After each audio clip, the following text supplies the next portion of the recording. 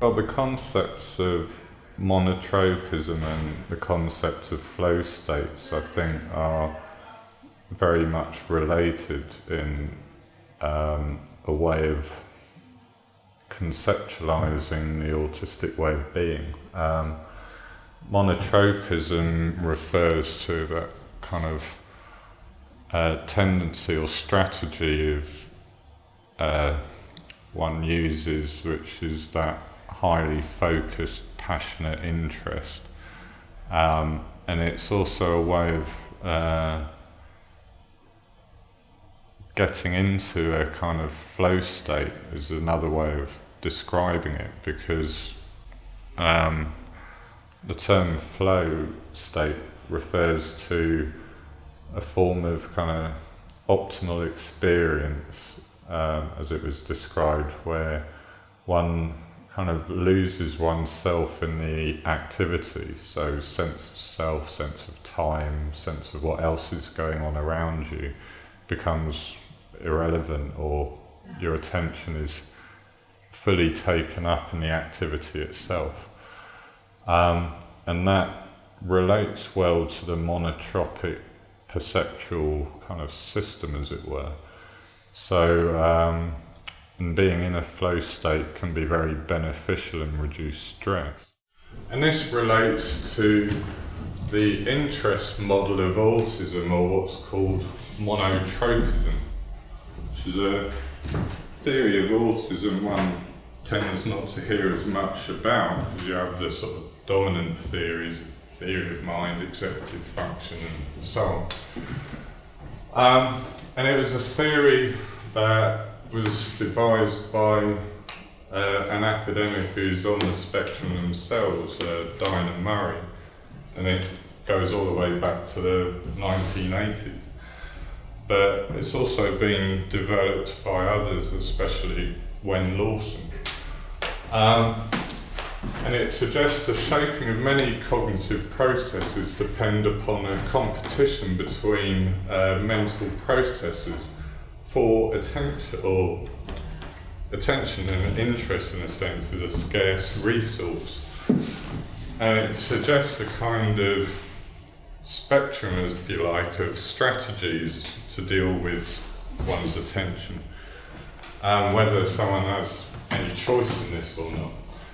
And monotropism is that highly focused, bit one-tracked, focused in mindset, whilst polytropism is being able to take in lots of different bits of information at the same time and deal with it and respond to it and so on. That in the moment type stuff. If you think of social interaction, where you're listening, talking, looking at body language, and there's other stuff going on, and doing that quickly, that's a kind of more of a polytropic mindset, and it's not something autistic people tend to be very good at. On the other side, though, with activities which require that intense, detailed focus, autistic people often can get very good at things. And this gives an indication, perhaps, of why people on the spectrum show a tendency towards being passionately interested in something or not interested at all, and how that can become a self-fulfilling prophecy in a sense as well. And that kind of then leads on to things like spiky profile of abilities, stuff like that. When autism is also often characterised by sensitivity to external stimuli and difficulties processing multiple sources of information, such a strategy, being monotropic, is rational rather than dysfunctional, so a sensible thing to do. By entering into a monotropic flow-like state, people on the spectrum can gain predictability and control over their immediate environment, get a sense of achievement and in-the-moment fun. So, in a sense, repetitive tasks even for a young child can be extremely rewarding for the predictability.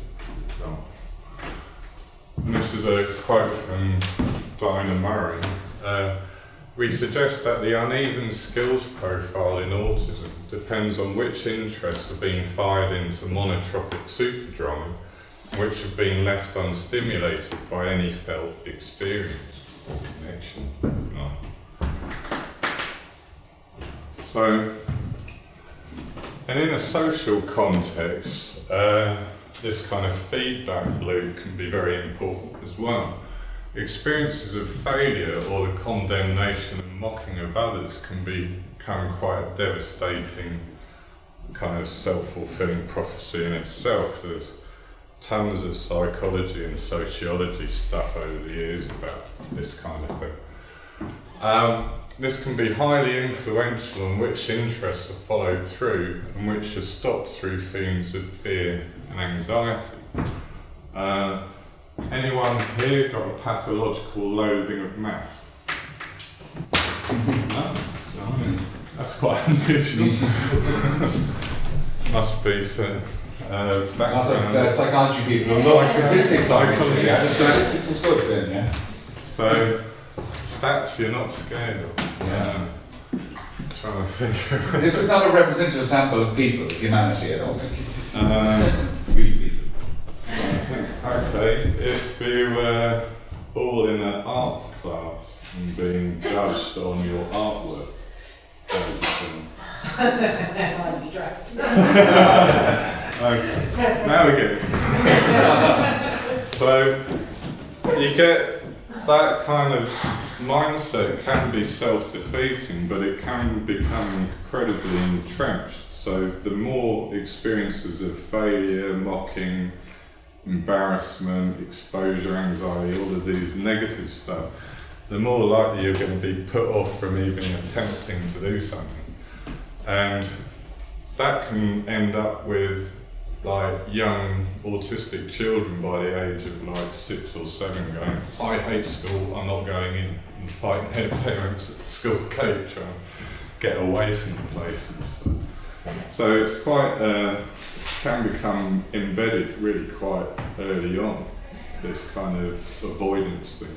But the opposite can be true as well with that passionate interest. So kind of shapes how one develops.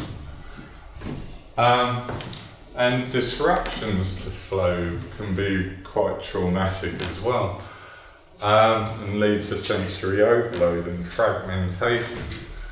And often this disruption can be really quite unwanted and feel quite invasive.